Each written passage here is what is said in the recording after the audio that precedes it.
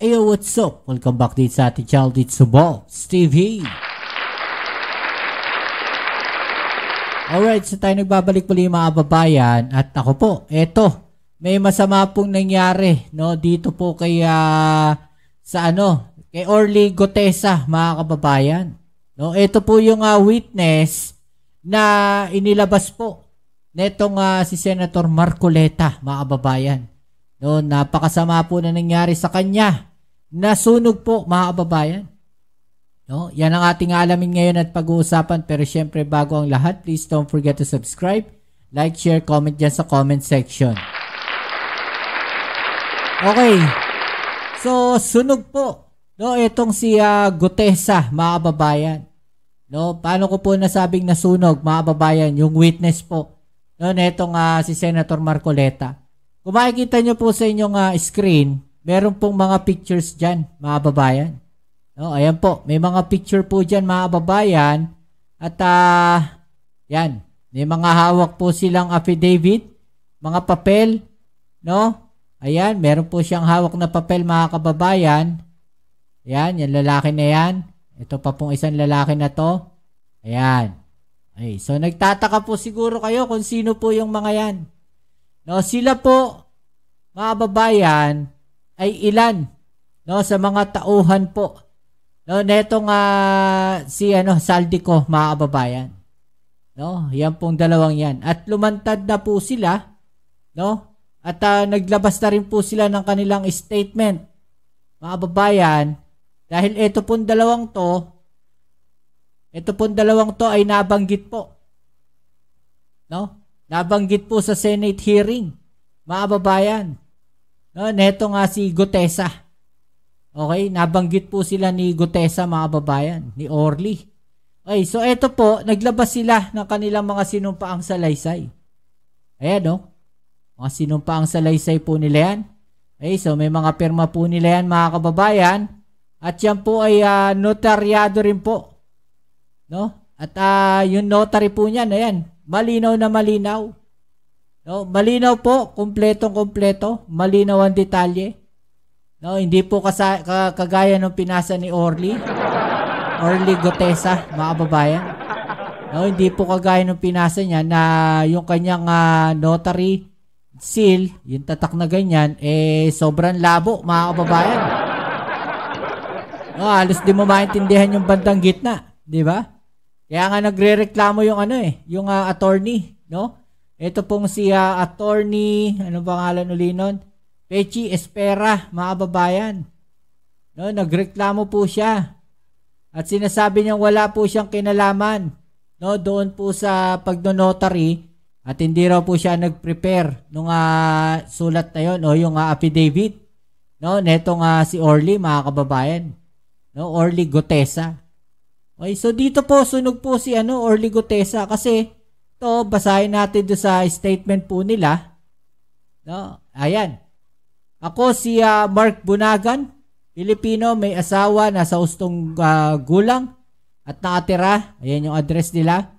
Matapos na makapanumpa ng naaayon sa batas ng Pilipinas, ay voluntaryo at malayang nagsasaad ng mga sumusunod.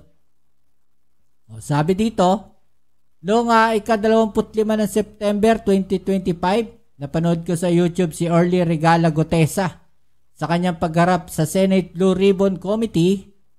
Dito ay narinig kong binanggit niya ang aking pangalan bilang isa sa kanyang mga kasamahan sa trabaho. Yan. Maliban sa aming pagkakakilala, aking pinapabulaanan ang kanyang sinabi na noong December 5, 2024, siya ay na-hire bilang security consultant ng AKB o Ako Bicol Party List kay Congressman Saldico.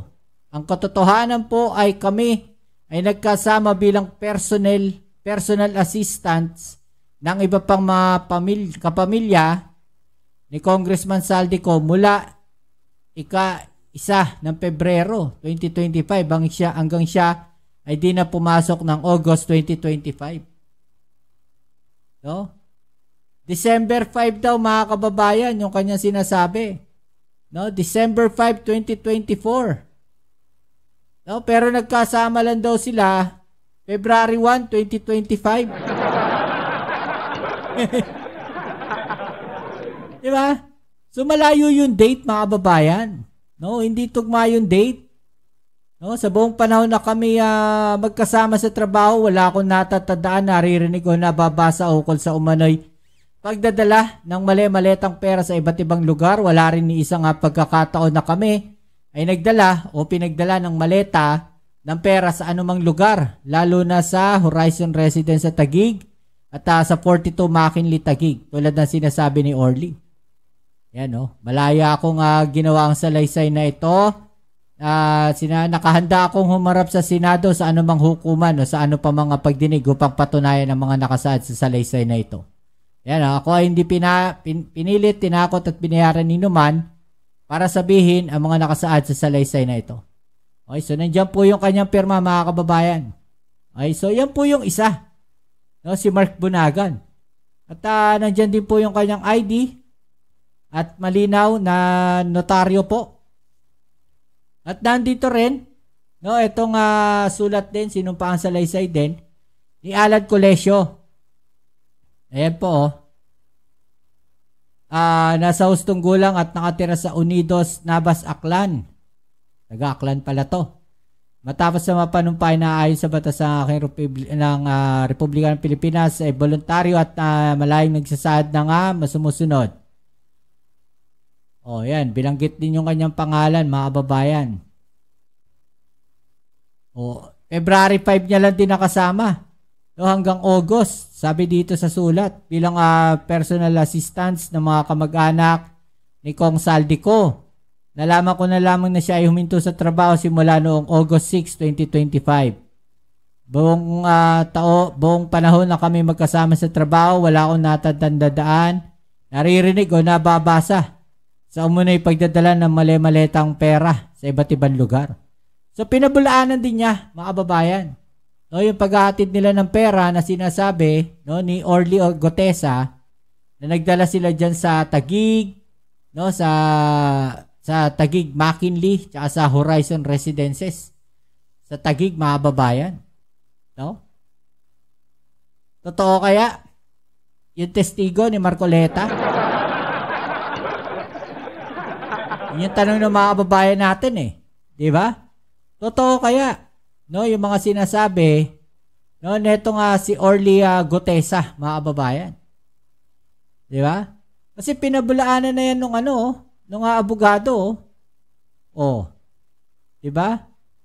Ay categorically deny notarizing, signing, or participating in the preparation of the said document. The signature and notarial details attributed to me are falsified and unauthorized. The use of my name and a notarial commission in connection with said document is spurious, fraudulent, and injurious to my reputation as a member of the bar, as a commissioned notary public.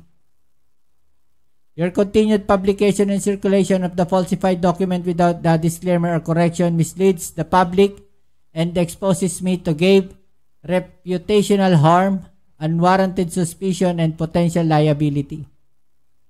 No, pinapatanggal na niya yung mga nag-report, mga babayan, yung naglabas. No?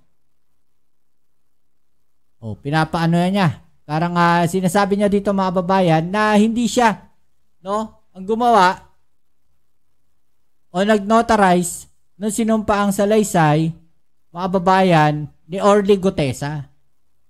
Diba? Sunog na naman siya rito. No? Pang ilang sunog na to ni Orly Gotesa, mga babayan. Ito ang pinakamatindi dyan. No? Panoorin natin ulit itong video na to na ipapakita ko sa inyo. Na kung saan, makikita natin na tila hindi alam, no, ni Orly Gotesa kung ano yung kanyang mga ginagawa dito. At the same time, may mapapansin kayo. No? Matindi tong mapapansin nyo dito, mga kababayan. No? At tanong ko kasi, bakit kailangan palitan ni Senator Marcoleta itong affidavit na hawak, no, ni Orly Gotesa, mga kababayan? Di ba? Bakit kailangan niyang palitan? Oh, panoorin natin to. Bago ibaba ang nasabing basura, ito, merong napuputol sa binabasa mo eh. Huwag kang Mas kabisado pa ni Marcoleta eh, no? Yun nilalaman nung ano eh. Yun nilalaman ng affidavit eh. Diba? Kung papansinin ninyo, siya nagbabasa. No? Pero tila si Marcoleta ay mas kabisado niya pa kung ano yung nilalaman nung affidavit. Diba? Kaya nga nagtawanan sila rito eh. Diba? Na parang hindi alam neto ni Gutesa kung ano yung kanyang mga binabasa. Oh. Ano nangyari? magmadali. Huwag kang magmadali.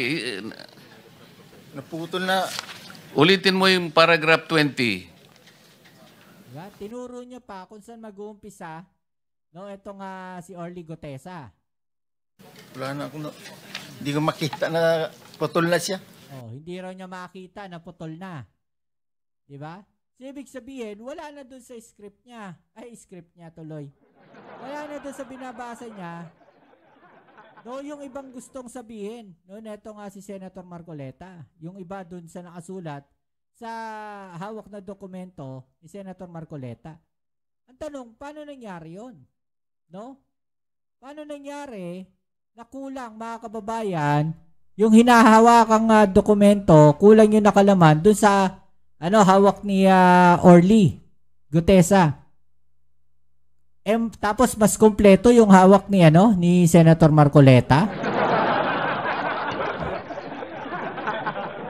Ito tanong lang, hindi kaya may dinagdag? O may in-insert, mga babayan? No, hindi kaya may dinagdag o may in-insert dito? Di ba? Oh.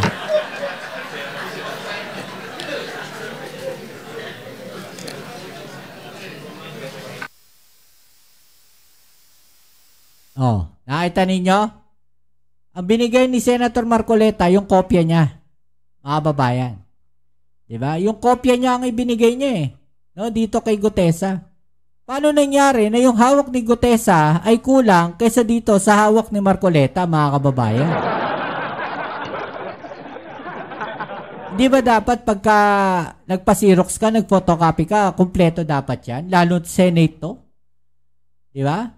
Di ba dapat mas kumpleto yung dokumento na yan? Bakit parang yung hawak ni Gutesa ay kulang at yung hawak ni Marcoleta ay mas kumpleto?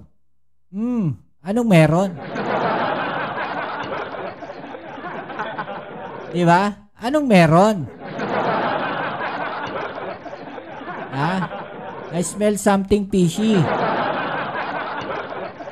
Asa palagay ninyo?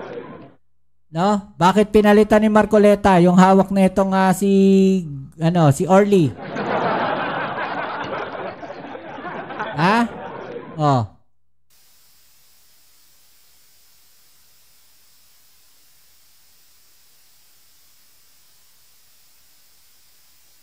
Diba? Biglang kompleto na yung babasahin yan.